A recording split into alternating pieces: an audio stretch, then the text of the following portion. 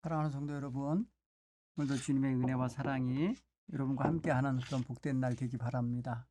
오늘 룻기 네 번째 시간으로 하나님께서 사용하시는 사람들 가운데 오늘 룻과 보아스가 이제 구체적으로 이제 맺어져가는 그런 하나님의 섭리, 그 사이에서 일하시는 그 시어머니의 역할, 뭐 이런 것들을 한번 좀 살피면서 어떻게 이 이야기가 진행되는가 좀 구체적으로 생각하고 그 속에서 우리가 신앙적인 교훈을 어떤 것을 찾을 수 있을까 생각해 볼 수 있는 그런 좋은 시간 되기 바랍니다. 오늘 본문의 말씀은 룻기 3장에서 읽겠는데 3장 1절로 18절 다 함께 우리 찾으셔서 읽겠습니다. 제가 봉독하겠습니다. 룻의 시어머니 나오미가 그에게 이르되 내 딸아 내가 너를 위하여 안식할 곳을 구하여 너를 복되게 하여야 하지 않겠느냐. 네가 함께하던 하녀들을 둔 보아스는 우리의 친족이 아니냐. 보라 그가 오늘 밤에 타작마당에서 보리를 까불리라. 그런즉 너는 목욕하고 기름을 바르고 의복을 입고 타작마당에 내려가서 그 사람이 먹고 마시기를 다하기까지는 그에게 보이지 말고 그가 누울 때에 너는 그가 눕는 곳을 알았다가 들어가서 그의 발치 이불을 들고 거기 누우라. 그가 네 할 일을 네게 알게 하리라 하니 룻이 시어머니에게 이르되 어머니의 말씀대로 내가 다 행하리이다 하니라. 그가 타작마당에서 바닥으로 내려가서 시어머니의 명령대로 다 하니라. 보아스가 먹고 마시고 마음이 즐거워 가서 곡식단 더미의 끝에 눕는지라. 룻이 가만히 가서 그의 발치 이불을 들고 거기 누웠더라. 밤중에 그가 놀라 몸을 돌이켜 본즉 한 여인이 자기 발치에 누워 있는지라. 이르되 네가 누구냐 하니 대답하되 나는 당신의 여종 룻이오니 당신의 옷자락을 펴 당신의 여종을 덮으소서. 이는 당신이 기업 물을 자가 됨이니이다 하니 그가 이르되 내 딸아 여호와께서 네게 복 주시기를 원하노라. 네가 가난하건 부하건 젊은 자를 따르지 아니하였으니 네가 베푼 인애가 처음보다 나중에 더하도다. 그리고 이제 내 딸아 두려워하지 말라. 내가 네 말대로 네게 다 행하리라. 네가 현숙한 여자인 줄을 나의 성읍 백성이 다 아느니라. 참으로 나는 기업을 물을 자이나 기업 물을 자로서 나보다 더 가까운 사람이 있으니 이 밤에 여기서 머물라 아침에 그가 기업 물을 자의 책임을 내게 이행하려 하면 좋으니 그가 그 기업 물을 자의 책임을 행할 것이니라. 만일 그가 기업 물을 자의 책임을 네게 이행하기를 기뻐하지 아니하면 여호와께서 살아계심을 두고 맹세하노니 내가 기업 물을 자의 책임을 네게 이행하리라. 아침까지 누워 있을지니라 하는지라. 룻이 새벽까지 그의 발치에 누웠다가 사람이 서로 알아보기 어려울 때에 일어났으니 보아스가 말하기를 여인이 타작마당에 들어온 것을 사람이 알지 못하여 할 것이라 하였음이라. 보아스가 이르되 네 겉옷을 가져다가 그것을 펴서 잡으라 하매 그가 펴서 잡으니 보리를 6번 되어 룻에게 지워주고 성읍으로 돌아가니라. 룻이 시어머니에게 갔으니 그가 이르되 내 딸아 어떻게 되었느냐 하니 룻이 그 밤이 그 사람이 자기에게 행한 것을 다 알리고 이르되 그가 내게 이 보리 6번을 되어주며 이르기를 빈손으로 네 시어머니에게 가지 말라 하더이다 하니라. 이에 시어머니가 이르되 내 딸아 이 사건이 어떻게 될지 알기까지 앉아 있으라. 그 사람이 오늘 이 일을 성취하기 전에는 쉬지 아니하리라 하니라. 아멘. 여러분 우리 문화에서는 도저히 있을 수 없는 그런 장면이죠. 이거는 한밤중에 한 여자가 외간 남자에게 찾아드는 격이잖아요. 그런데 굉장한 어떤 그 긴장감도 있는데도 되고 이 사람이 함부로 하지 않는구나라는 걸 알고 있고 굉장히 존중하는구나라는 걸 알고 있어요. 그리고 이 여인은 굉장한 기대를 가지고 가고 있구나. 그래서 어머니의 말씀이 굉장히 어떻게 보면 여인으로서 현숙한 여인으로서 가당치도 않는 그런 일이잖아. 사실은 웬 남자의 발치에 가서 누워야 될 일을 이런 일을 한다는 게 이거는 굉장한 뭐랄까요? 여인으로서는 감당하기 어려운 일일 수도 있잖아요. 그런데 순종하죠. 어머니 말씀대로 하겠습니다. 그리고 가서 이제 그런 기업 물을 자의 의무 책임을 해 주십시오라고 하는 청을 했을 때에 결단하잖아요. 보아스가. 아, 알았다고. 내가 어, 나보다 앞선 순위에 있는 사람에게 가서 말해서 책임을 이행하라 하겠다. 그러나 안 하겠다면 내가 하겠다. 이렇게 말하는 약속과 결단을 하는 걸 보면은 이 장면은 정말 긴장감이 조금 흔들리면서 약간 어떤 그런 염려도 되게 만들어요. 그죠? 뭔지 모르지만 여러분 한번 좀 생각해 보세요. 여기서 여러분 조금 이제 그 뭐랄까요? 또 한 번 사용한 그 단어 가운데 헤세드, 히브리어 헤세드 그거를 오늘 그 보아스는 뭐라는 단어를 썼냐면 인애라고 써서 인애. 인애라고 하는 것은 어떤 면에서 인애를 썼냐면 야, 너 젊은 여자애가 응? 부자든지 가난하든지 젊은 남자를 택하지 않고 나같이 늙은 사람도 네 어떤 남편감으로 생각해 주니 참 고맙구나. 뭐 이런 의미의 이야기예요. 사실은요, 이게. 그죠? 그렇잖아요. 그 루시라는 여인이 내 딸아 할 정도의 나이 차이가 나는 그런 어른한테 지금 간 것 같거든요. 왜냐하면 그것도 역시 시어머니의 명령이죠. 시어머니의 말씀에 따라 행한 거죠. 그러니까 오늘 성경 표현에 보면은 6절에 보면 명령이라고 그랬어요. 명령. 그렇죠? 여러분 보세요. 거기 분명히 성경은 명령이라고 그래요. 그가 타작마당으로 내려가서 시어머니의 명령대로 다 하니라. 결국 뭐예요? 롯은요, 어머니의 말씀을 명령으로 받아들이고 순종하는 거예요. 여러분, 명령을 받은 사람의 자세는 뭐예요? 복종이죠. 상명하복. 위에 계신 분이 명령하면 아랫사람은 복종하는 거죠. 롯은 바로 그러한 자세를 철저히 갖추고 있다. 어제 예절도 갖추고 있고 사람이 말해요. 겸손도 갖추고 있고 성실함도 갖추고 있었다 그랬잖아요. 그런데 어머니의 말씀 도저히 현숙한 여인으로서 받아들일 수 없는 것 같은 그런 일을 하라 할 때까지 하도록 그 명령을 감당한다는 거예요. 자, 여기서 여러분 생각할 거리가 각자 있으실 텐데 한번 좀 생각을 좀 해보시기 바랍니다. 자, 오늘 그 시어머니 나오미가 룻에게 명령하는 장면을 한번 보세요. 그 마음에 의도가 있어요. 시어머니는. 룻은 의도가 없는데 시어머니 나오미의 마음에는 의도가 있어요. 어떤 거 있냐면 3장 1절에 내 딸아 내가 너를 위하여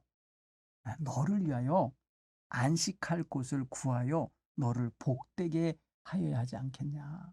그러니까 너를 위하여 너 안식할 곳. 여러분 여인이 안식할 곳이 어디예요? 여러분 든든한 남편 품이죠. 든든한 남편이 이끄는 가정이죠. 그러니까 시어머니는 여기서 기업 물을 자 중에 한 사람이구나 보아스가. 그러니까 거기에 대한 어떤 기대를 갖고 내지는 어떤 마음의 염원을 가지고 그런 희망을 불태우고 있는 거예요.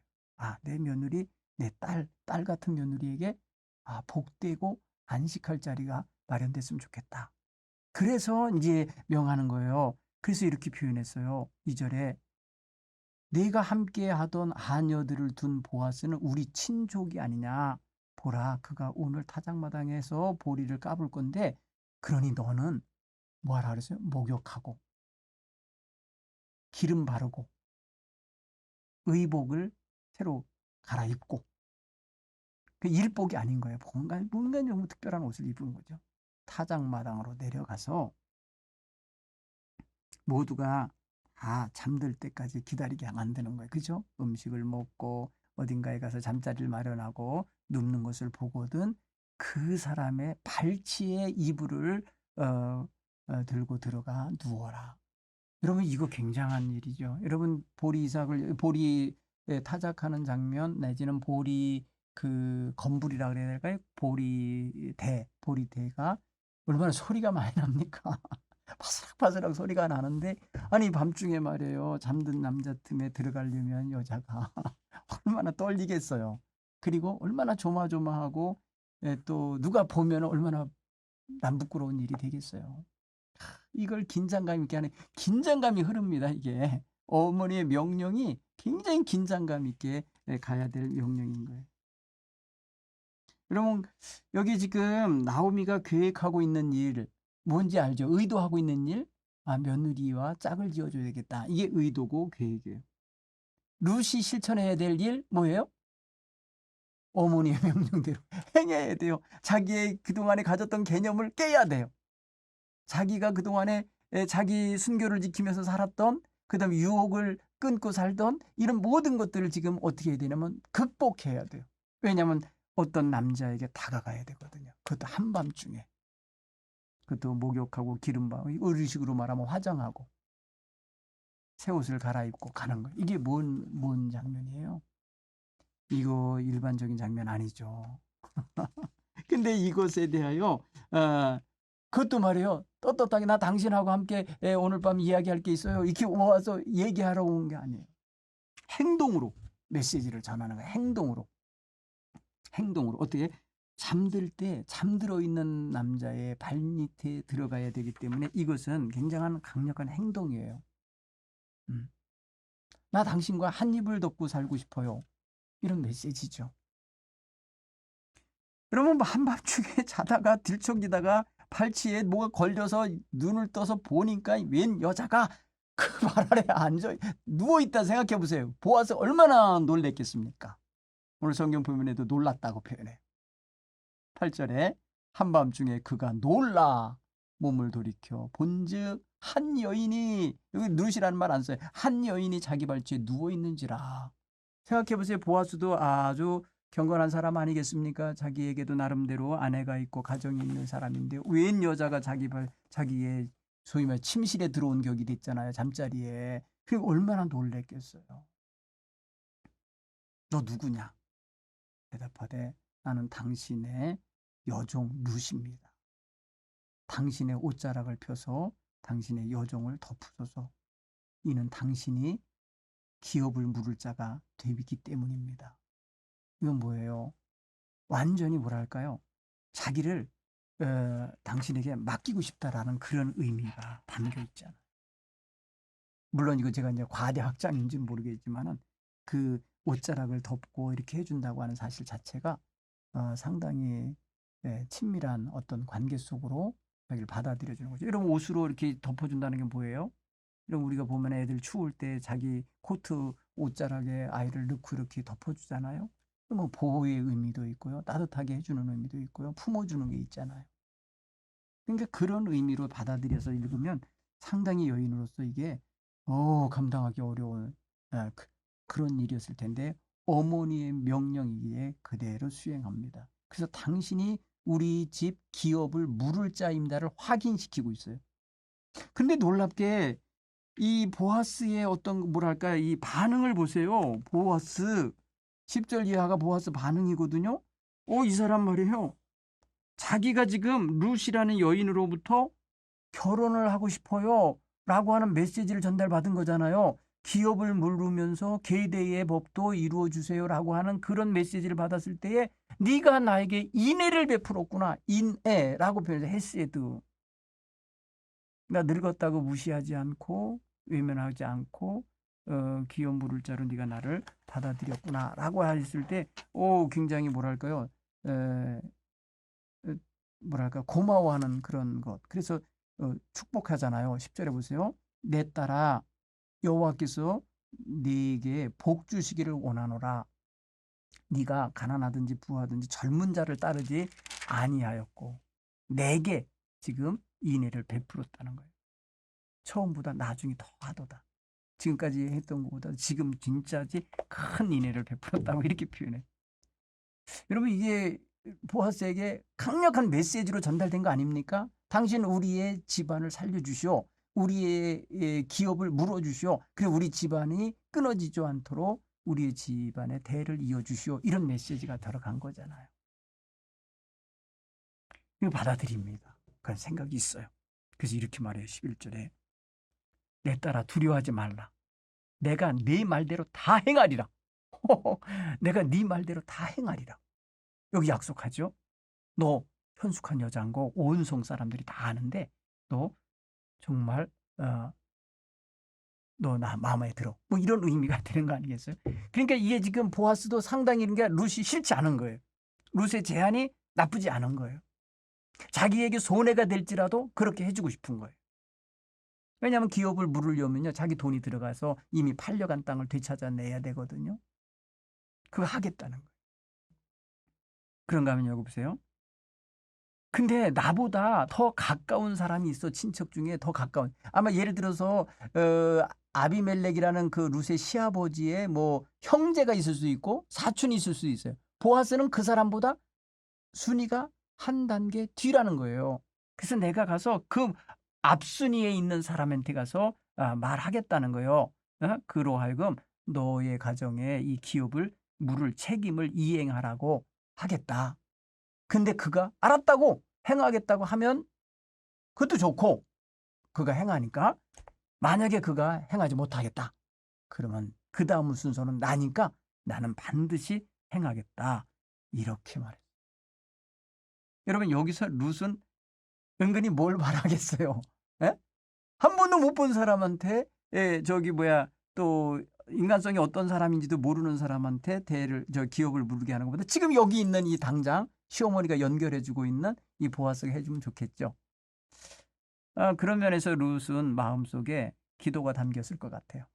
자, 새벽에 이제 이런 일이 있었다고 그래요. 룻이 새벽에 이제 발치에서 일어나게 되는데 누가 알아보기 어려울 정도의 어두컴컴한 그런 새벽에 얼른 일어나서 이제 챙기니까 보아스가 그래요. 여자가 타작마당에 들어오면 안 되니까 사람들이 알아보지 못하게 얼른 가야 돼. 그러면서 겉옷자락을 펴라. 그리고선 뭐랄까요. 볼이 타작하고 까부르는 그 곡식 있잖아요. 그거를 6번을 대박으로 대줬는지 아무튼 6번 넣어줘서 싸매갖고 이어서 성으로 들어가게 해줬다. 그리고 자기도 이제 성에 가서 일을 하기 위해서 들어갔겠죠. 오늘 보니까 그렇게 됐네요. 보니까 15절에 보니까 지어주고. 그러니까 지어주고 이제 이어주고 성으로 그가 이제 성으로 돌아갔다. 일하러 간 거예요. 그도 역시 부지런히. 이렇게 생각을 해보면요. 지금 시어머니가 엮어내는 이 두 사람의 만남, 한밤중에 아무도 모르게 두 사람만의 그 어떤 그 어둠 속에서 표현해낸 그런 말들을 통해서 무슨 일을 해야 되는지가 이제 구체적으로 생긴 거예요. 자, 이 장면을 보면서 여러분, 이 행간을 하나하나 이제 사이사이를 읽어보면 조금 긴장감도 있고 두려움도 있고 떨림도 있고, 그렇죠? 있죠? 없겠어요? 이 룻의 입장에서 있죠. 그 다음에 보아스의 입장에서 보면 당황함도 있고, 그죠? 이런 게 있지만 당황함은 잠시뿐이고 기쁨이 왔어요. 고마움이 들었어요. 그리고 의욕이 생겼어요. 그래, 내가 이 집안을 살려야 되겠다라고 하는 그런 어떤 결단이 생긴 것을 볼 수가 있습니다. 자, 오늘 한번 여러분 그 룻이 나오미라고 한 시어머니의 조언을 따라서 이제 긴장하면서 이제 기다리는 하루가 되거든요. 그날 내로 내가 해결하겠다고, 그날 내로 내가 뭘 하겠다고 이렇게 한 거니까 아마 그 하루는 긴장하면서 보리 이삭 주스로 못 갔을 것 같아. 그죠? 그런 어떤 우리가 이제 다음 주에 공부할 내용 속에서 그거 한번 좀 생각해 보면 되겠고요. 자, 오늘 여기 본문에 보면요. 한번 적용해 본다는 이런 거 있어요. 우리는 누군가 만나기 위해서 준비할 때 가장 많이 할 때가 언제고 또 그런 만남은 어떤 만남이고 또 어떤 준비를 하나 이렇게 한번 생각해 보세요. 우리가 보통 보면은 이제 초대받은 만남 내지는 청첩장 받고 가는 만남 그런가 하면은 늘 정해져 있는 만남 있죠. 예배 공동체의 만남. 그런가 하면은 뭐 명절에 만나는 만남. 그다음에 친구들이 연락이 와서 이루어지는 만남. 다양한 만남이 있잖아요. 그런 만남 때 여러분 한번 좀 참고해서 보면 저기 지금까지 이야기를 보면서 우리도 정말 어떤 사람을 만나러 갈 때 무슨 일을 이루려 가려고 하는 특별한 만남 있잖아요. 그럴 때 준비됨을 잘해서 가야 되는데 오늘 이 룻을 만나러 보아스를 만나러 가야 되는 룻은 정말 여인으로서 하루 종일 일한 땀내 나는 몸이 아니라 깨끗이 목욕하고 기름 바르고 화장하고 새 옷을 입고 가는 이런 뭐랄까요? 예를 갖춘다 그럴까요? 네, 그런 모습으로 하고 있어요. 그럼 우리가 정말 그런 면에 있어서 누군가를 만나러 갈 때 이미지가 참 좋아야 돼요. 이미지는 물론 뭐 외식하고 뭐 형식적으로 무슨 뭐 이렇게 저기 뭐야 외모를 치중하게 생각하냐 이럴지 모르지만 아니에요. 근데 사람은 놀랍게도 실험을 해보니까 그렇더라네. 같은 모델을 가지고요. 좀 허름하게 입은 거지처럼 노숙자처럼 해놓았을 때 하고 양복을 깔끔하게 입히고 타이를 메고 이렇게 머리에 무스도 바르고 이렇게 해서 쫙 해갖고 부탁을 하게 했어요. 누군가에게 뭘 부탁하라 했더니 그러면 노숙자 같은 차림으로 한 사람은 그냥 다 거절당했어요. 그런데 깔끔하게 옷을 차리고 예절을 갖추고 다가가서 내가 이만저만해서 그런데 이러이러한 것 좀 부탁 좀 들어주세요라고 했을 때는 거의가 다 들어주더라는 거죠. 예를 들어 핸드폰을 빌려주세요. 그런 거 있잖아요. 가다가 갑자기 전화 좀 하게. 그럴 때 여러분 생각해 보세요. 달라요. 같은 사람인데도 외모를 어떻게 갖추었느냐에 따라서 사람들의 이미지가 있는 것 같아요. 보자마자 선입견으로 피하고 싶은 사람, 가까이 하고 싶지 않은 사람이 있는가 하면은 이 사람은 좀 전문가 같고 조금 좀 센시티브하고 또 조금 예절이 있고 좀 배움직하고 뭐 조금 내가 이렇게 박절하게 대하면 안 될 사람 같고 하는 그런 어떤 이미지가 있는 것 같아요. 여러분 생각해 보세요. 그래서 여러분 어딘가를 누군가를 만나러 갈 때는 조금 신경 쓰셔서 가는 게 좋다 이런 생각이 듭니다. 물론 나는 형식적인 게 싫어. 나는 나대로 살래. 뭐 어쩔 수 없어요. 그러면 그렇게 하고 그렇게 대접받는 수밖에 없지만 그런데 굉장히 중요해요. 여러분 우리나라 전통 문화 가운데 굉장히 중요한 걸 다루는 게 신언서판이 있어요. 신언서판. 신이 바로 몸가짐이에요. 몸가짐. 음.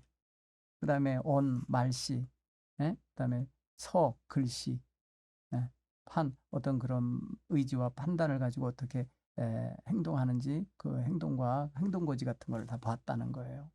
그런 면에서 생각하면은 우리가 누군가를 만나러 가서 그 사람을 대할 때 굉장히 중요한 이미지를 심어줘야 돼요. 요즘에 여러분 어, 시험 치르고 취업하려고 하는 청년들이요.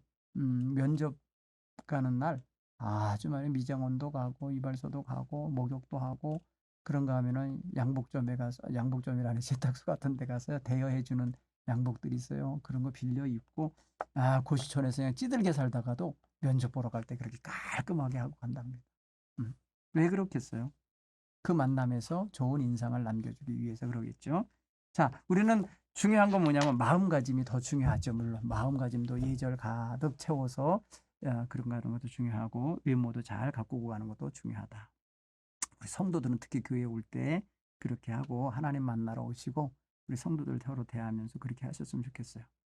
자, 또 여러분 우리가 최선의 노력과 어떤 기다림을 갖고 기대를 하는 어떤 상황이 있잖아요. 그런 상황이 어떤 상황인가?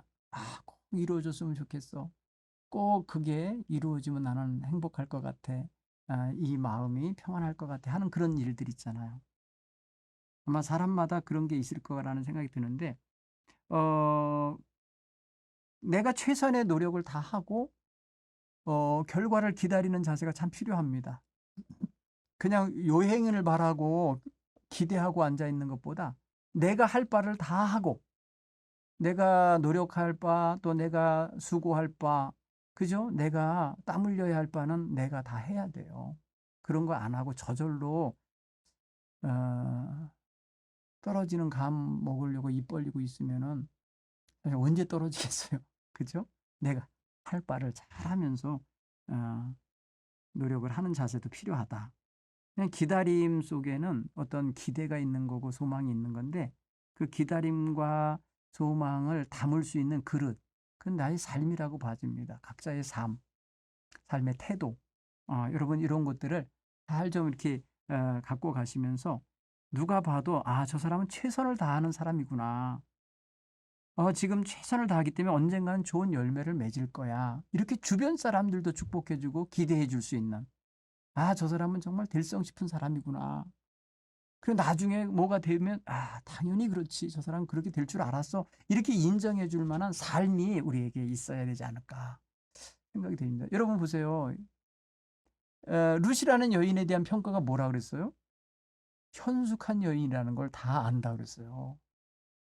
네가 현숙한 여자라는 거 다 안다. 너 이게 남편 없다고 아무 데서나 그냥 가볍게 짓하지 않고 아무나 어울리지 않고 그런 거 안 하는 여자인 거 온 성 사람들이 다 안다. 그런데 그 현숙한 여자가 네가 이 밤중에 나를 찾아왔다니 너무너무 고맙다. 이런 표현 쓴 거 아닙니까? 어떻게 보면은. 응? 그의 삶이 그동안에 어떤 평가를 받았는지를 알 수 있어요. 그럼에도 불구하고 어머니의 명령대로 최선을 다해서 순종한 것을 보면은 아마도 이 룻도 대단히 결단력 있게 행동한 모습이라고 이렇게 여겨지고 자기가 할 바를 최선을 다해서 한 것이라 이렇게 여겨집니다. 여러분 잠언에는 그런 말씀이 있어요. 현숙한 여인에 대한 이야기가 나오죠. 잠언 31장에. 그죠? 거기 기본적인 성향이 어떤 거냐면 아주 따뜻한 그 현숙한 여인이 하는 모습이 있는데 자기 남편에게, 자기 자식들에게, 그리고 자기 종들에게 하는 그 현숙한 여인의 모습 나와요. 아주 성실하고 따뜻하고 책임감 있고 아주 똑똑하게 해나가요. 그리고 집안 살림, 또 집안에서 운영하는 사업, 이런 거 보면은 아주 꼼꼼하게 하고 성실하게 자기 손으로 만들어낸 물건을 갖다 팔게 이렇게 가게에 내놓는 이런 모습들을 보면은 여인이 현숙한 여인이 갖춘 덕목들을 쭉 얘기합니다. 오늘 이 루시라는 여인도 최선을 다하고 사는 여자잖아요. 그죠? 낯선 곳에 와서 홀 시어머니를 잘 모시려고 애쓰고 자기를 희생해 가면서 애쓰며 살아가는 모습이 보이잖아요. 자, 그러면 거기서 이 여인은 누가 어떤 걸 바라고 누가 어떻게 나에게 은총을 베풀고 동정을 베풀길 바라는 마음의 태도를 보이는 건 없어요. 그죠? 그가 그냥 자기의 주어진 삶의 현실에 대해 최선을 다하여 살아요. 그럼 누군가가 은총을 베풀지 않아도 아마 이 여인은 최선을 다해서 살았을 사람인 거예요. 그죠? 그런 거 보면은 굉장히 좋은 성품을 가진 여자다라는 걸 알 수 있어요. 자, 그렇다면 오늘 우리도 이 현숙한 여인, 이 보아스에 대해서는 유력한 남자예요. 유력하다는 것은 뭐예요? 유지가 되는 사람이란 거예요. 그 성에서 그런 남자가 오늘 만난 건데 여러분 각자마다 이 현숙한 여인이 되고 싶은 마음, 내가 지금은 유력한 남자가 되고 싶은 마음 이런 게 있다면 어떻게 해야 될까? 뭘 실천해야 될까? 무엇보다 저는 사람의 마음을 살 줄 알아야 된다고 봅니다. 물론 기능적인 것도 잘해야 되고 이런 돈도 많이 벌어야 되겠다는 욕망도 있어야겠지만 그것보다도 제일 중요한 건 사람을 얻어야 된다. 사람의 마음을 얻고 사람에게 인정을 받고 사람에게 칭찬을 받고 사람들에게 좋은 이미지를 이렇게 심어주는 그런 삶을 좀 살아내야 되지 않을까 싶어요. 여러분 룻이라는 여인이 베들레헴에 온 지 얼마나 됐겠어요. 그쵸? 그런데 그 첫 번째 밀 추수하는 그 계절을 지내는 동안에 이렇게 멋진 평가를 받는 여인이 됐다는 것은 그 여인의 어떤 그런 배경이든지 아니면 그 내면에 이미 준비됨이 있는 거죠. 그런 게 보여져죠. 그다음에 보아스는 나이 늙도록 이제 그 마을에서 살면서 유력한 사람이라는 것은 재력도 있다는 거고 실력도 있다는 거고 성품도 좋다는 거고 사람들에게 인정받는 그 성내에서 지도자급에 있다는 뜻 아니겠어요? 근데 그게 저절로 되겠습니까? 그죠? 잘 살아냈기 때문에 그런 것도 얻어졌을 거라는 생각이 들어요. 자, 오늘 말씀을 우리가 정리하면서 자, 우리의 인생에도 이렇게 좋은 인연이 있고 좋은 만남이 있고 이런 어떤 성숙함과 품이 있고 유력함을 추구하는 마음도 있으니까 거기에 맞게 살아내자. 그렇게 우리의 삶을 좀 공들여서 살자. 대충 살지 말고 공들여서 살자 하는 이런 마음가짐을 좀 가시면 좋겠어요. 최선을 다해서 우리의 삶을 좀 관리하시면 좋겠고요. 바라는 것, 소망하고 기대하는 것, 아니면 기다리는 것이 있을수록 더욱 겸손하게 진실하게 살아야 되겠고, 또 사람들은 다 똑같아요. 서로가 서로를 대하는 마음이 인정받고 싶고 따뜻한 배려를 받고 싶고, 그런가 하면은 어떤 처지와 여건에 동정을 받고 싶은 마음이 다 있어요. 그러니까 그거를 읽어주고 이렇게 대해줄 수 있는 이런 마음들을 우리가 좀 배우고 가졌으면 좋겠다는 생각이 듭니다. 한번 여러분 이 한 주간 생각하시면서 기도하면서 사순절기 아주 중요한 시간을 살아내시길 간절히 축원합니다. 감사합니다.